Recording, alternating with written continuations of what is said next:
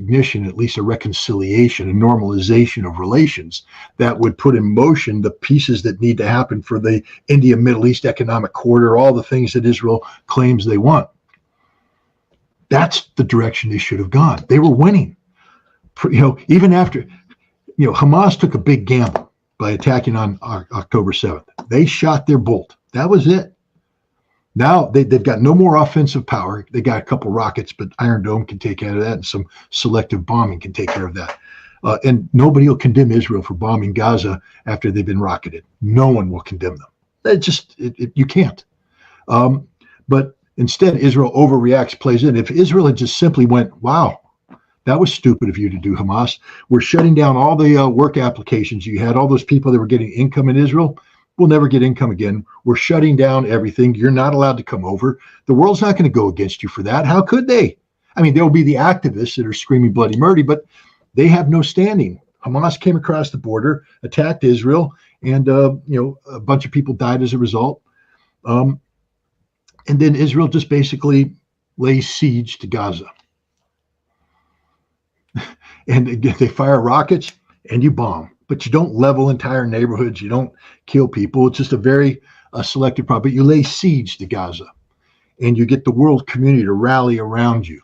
And by doing this, you preserve your diplomatic interaction with Saudi Arabia and the Gulf Arab states, who hate Palestine to begin with and despise Hamas to begin with.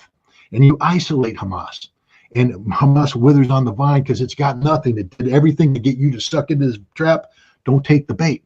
If they'd done that, there would be normalized relations with Saudi Arabia right now.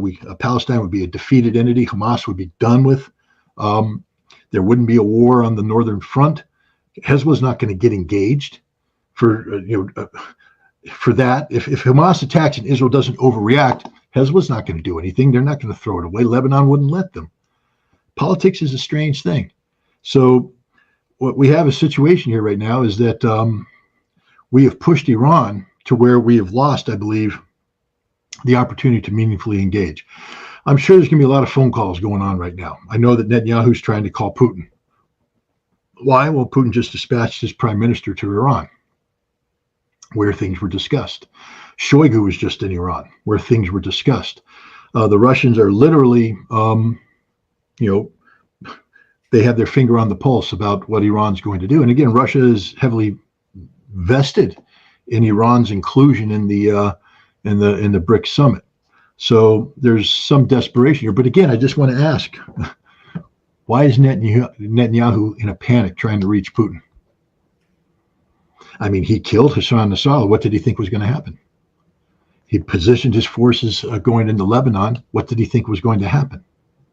He continues to bomb Lebanon. Now he bombed the Iranian embassy in Tehran, in Damascus, is the rumor. What did he think was going to happen? Why is he so panicked right now?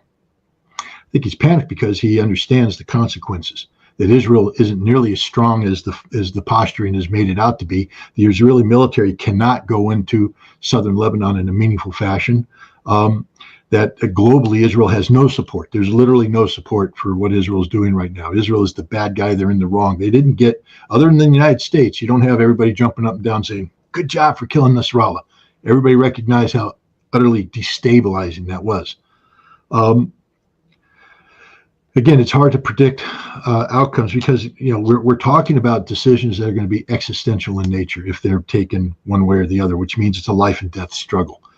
I don't know if Iran is ready for a life and death struggle over Lebanon at this point in time. Hezbollah has not been defeated.